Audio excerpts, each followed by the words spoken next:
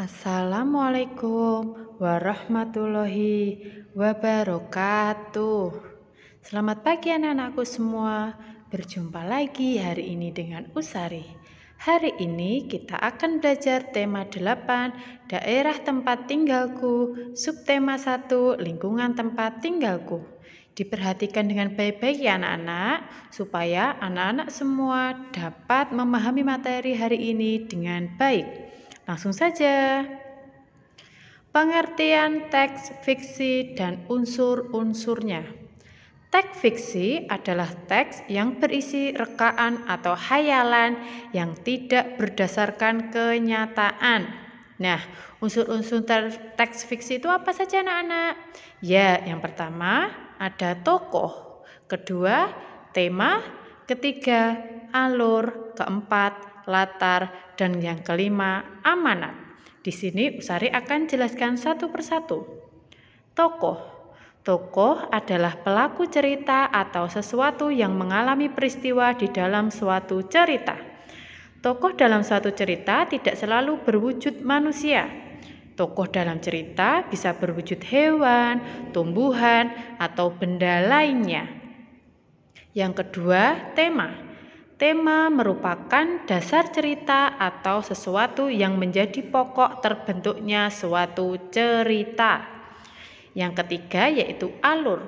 Alur merupakan rangkaian peristiwa atau kejadian yang terdapat dalam suatu cerita. Alur dalam suatu teks fiksi atau cerita menjelaskan susunan dari rangkaian peristiwa yang terjadi di dalamnya.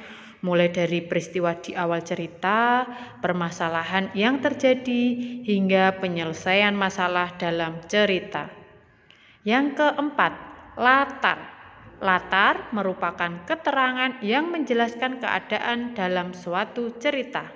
Latar dalam fiksi terbagi menjadi 3, yaitu latar tempat, latar waktu, dan latar suasana.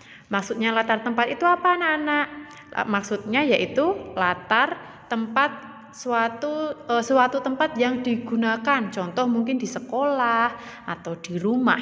Kemudian latar waktu. Nah, waktu itu bisa pagi, siang, malam. Seperti itu anak-anak. Dan yang terakhir, latar suasana. Nah, suasana dalam cerita itu apa anak-anak? Oh, mungkin sedih, bahagia, atau mungkin semangat. Itu ya. Selanjutnya yang kelima, amanat. Amanat merupakan pesan yang terkandung dalam sebuah cerita. Nah, sekarang pengertian cerpen. Cerpen merupakan kependekan dari cerita pendek. Cerpen berisi cerita yang memfokuskan satu tokoh pada suatu keadaan atau kejadian. Cerpen biasanya tersusun minimal 20.000 kata. Sementara itu, novel adalah karangan atau cerita rekaan yang berisi rangkaian peristiwa kehidupan seseorang beserta orang-orang yang berada di sekelilingnya. Nah, di sini ada jenis-jenis cerpen. Yang pertama, legenda. Apa itu legenda? Ya, cerita rakyat pada zaman dahulu yang ada hubungannya dengan peristiwa sejarah. Contohnya mungkin legenda Pengging atau legenda Boyolali. Seperti itu anak-anak. Selanjutnya yang kedua, cerita jenaka. Nah, cerita jenaka yaitu penghibur yang membangkitkan tawa, jenaka, keriangan, atau sindiran. Yang ketiga, saga atau cerita Panji, yaitu cerita rakyat yang bersifat legendaris tentang kepahlawanan atau petualangan yang mengagumkan. Yang keempat, fabel. Fabel yaitu cerita yang menggambarkan watak dan budi manusia yang tokohnya diperankan oleh hewan. Nah, di sini biasanya berisi pendidikan moral dan budi pekerti. Contohnya kayak apa anak? Ya, apa? Ya, kancil, nyolong, timun. Jadi yang menjadi tokohnya itu adalah hewan. Yang kelima, mite, yaitu cerita yang mempunyai latar belakang sejarah.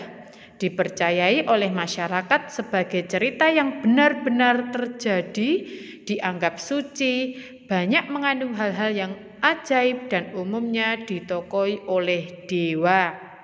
Nah, itu tadi materi hari ini dari Usari. Semoga bermanfaat untuk kita semua dan semoga pandemi ini segera berakhir ya anak-anak, supaya kita bisa berjumpa lagi di sekolahan. Usari akhiri. Wassalamualaikum warahmatullahi wabarakatuh.